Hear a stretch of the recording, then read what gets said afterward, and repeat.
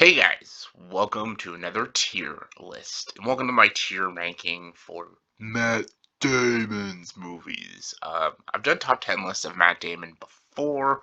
This is just ranking every movie of Matt Damon's that I've seen, which is basically all of his films. So, you all know how the tier rankings go. The S is the best, F is the worst, everything else in between. And again, all opinion. All opinion. Nothing too factual here, just sharing my opinions on some Matt Damon movies. Alright, so let's get to this. I'm gonna start with his, franchise movies and sequel movies and stuff. I gotta start with his biggest one ever, the Bourne movies. I'm going to put the entire Bourne trilogy in the A tier. I think these are all excellent action films.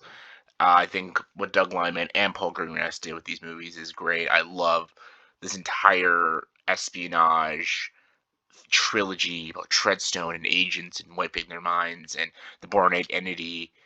I love that he's just this has no idea who he is and he's trying to figure it out and why he's being hunted. The supremacy, him hunting down the organization that did this to him, and ultimatum, putting the rest to the company of Treadstone, and also finding more of the backstory about who Jason Bourne is. It is a terrific, terrific trilogy. Bourne Identity, I think, has the thrills. It has, I think, the more enjoyable characters in the movie. Supremacy has more of the smart writing, and Ultimatum has the best action. So I think all three of them make a terrific trilogy. However, they ruined it with a fourth one, which was terrible. It was not good. It was not a very good movie. Very boring. Matt Damon barely says a line of dialogue, and they just, again, I don't know where they're going with this convoluted plot. Yes, they made a prequel, which had nothing to do with Jason Bourne, and that was terrible in its own right as well, but they tried to bring Matt Damon back to make money and try to make a profit off the Bourne series, but again, the trilogy ended perfectly and they're all great films. So I have no idea why they try to do another fucking sequel. Really stupid of them.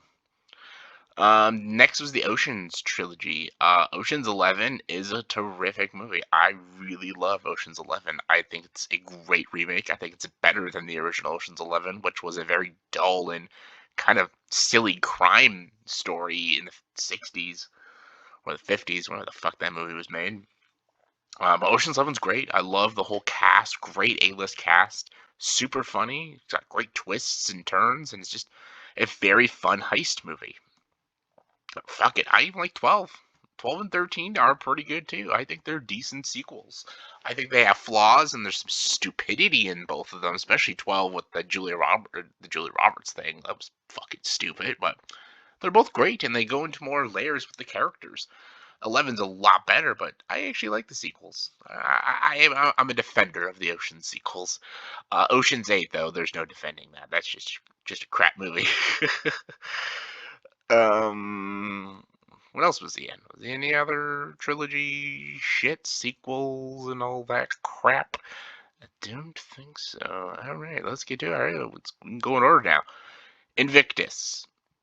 It's a really good movie. Invictus is a very solid film. Matt Damon's very good in the movie. It's a good rugby movie. Morgan Freeman is the biggest standout in this film as Nelson Mandela. Very good story, and yeah, it's good.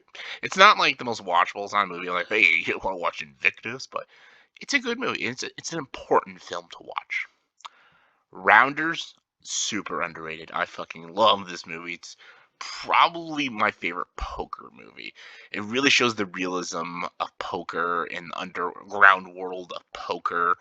I love Matt Damon and Edward Norton in this movie, and I love how they show the mindset of Matt Damon's character. I really love Rounders. I think such a good movie.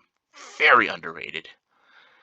The Adjustment Bureau, it had ideas. It had some cool ideas, but I think they should have had a little bit of smarter writers because there's a lot of plot holes in the movie and just a lot of silly things. But I think Matt Damon and Emily Blunt are both good. There's some good visuals and good shot compositions, but there's a lot of flaws with the movie, and it just kind of comes off a bit jumbled, and I think it's just okay. Spirit, another underrated animated film. I really like this movie. It's a good DreamWorks movie. People need to watch it. Show your kids this movie. Stuck on You is not very good. This is a Farrelly Brothers movie. Yeah, it's just about him, Matt Damon, and Greg Kinnear. They're Siamese twins, and it's their life together. And it's just not that funny. It relies on slapstick comedy, which can work. It doesn't work though. The Rainmaker, it's a good law film. A little too long, but still solid. Courage Under Fire is an S tier, but Matt Damon is not. I'll put it in the A. Same with Saving Private Ryan, which are both worthy of the S tier, but Matt Damon is not very big in these movies. Like Denzel and Meg Ryan make Courage Under Fire. Saving Private Ryan is the entire squad. Even though Matt Damon plays the title character, he only comes in the third act. He's great in both movies, and both movies are amazing war films, but I just wish Matt Damon was in them more. Good Will Hunting, there you go. That's my first S right there. It's a perfect movie for me. One of my favorite screenplays to a movie. It's in my top 10 favorite films of all time. Robin Williams, Matt Damon, Ben Affleck, all are sensational. Really good movie. Elysium. I really fucking love Elysium. I think this is the only Neil Blomkamp movie I actually like. I always thought Neil Blomkamp was very overrated. I think District 9's overrated. I thought Chappie was a dreadful movie. Elysium, I like them. I like its story, and I like how timely it is. And yeah, I think Matt Damon's great too, and it's also really kick-ass action. So I think Elysium is his best movie, and I love it. But District 9 and Chappie, ugh, not a fan. Contagion. Contagions good. Really big in fucking COVID times. Really great virus illness movie. The Martian. Fucking love The Martian. Great movie. Dogma. I also really enjoy Dogma. It's a Kevin Smith movie. It's definitely one of his better movies. It's not like Chasing Amy. Clerk's good, but still, it's good. Titan AE, very underrated animated film. Really, really enjoy Titan AE. Green Zone is okay. I think it's a bit dull and it kind of gets lost with its story, but there's good action, there's good editing, and Matt Damon's solid, but it's not very watchable. It's not a film I would ever watch again. Talented Mr. Ripley is overrated. I like Jude Law in the movie, and there's some creepy elements to it, but I'm not a fan of this movie. I always found it was a movie I couldn't stand. I just never really got on board with it. There's a movie that's a lot like this movie called Ingrid Goes West, and it's done so much better. Stillwater, Matt Damon's great. It was just disappointing. I was really looking forward to it. Hereafter, garbage. Ford v Ferrari, fucking love this movie. Love it. Great race car movie. I love Matt Damon and Christian Bale in this movie. And yeah, it's James Mangold. So. Downsizing. This movie I'll put in the C. This movie had so much potential to be such a great and clever. I give it a lot of credit for its premise. Its premise is really solid. And I actually think it's pretty good in the first act. It just kind of loses itself, and I thought it should focus more on the comedy, but then it focuses more on the sci-fi element and the drama element, and then some of these shitty-ass side characters.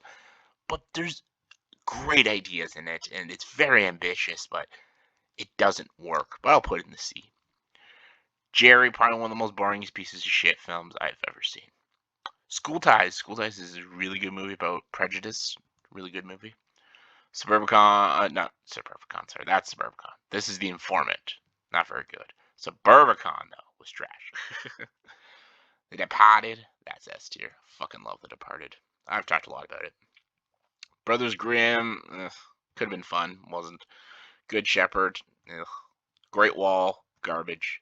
Last Duel, overrated, but I respect a lot of elements to it. The Monuments Men, trash.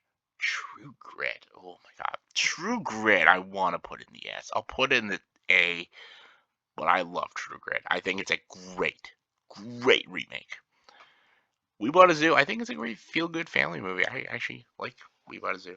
There we go. So yeah, there you go. Well, yeah, I was very generous with Matt Damon's movies. Um, that's my S tier.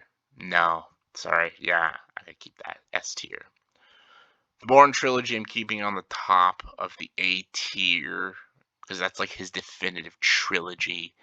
Then True Grit, then The Martian,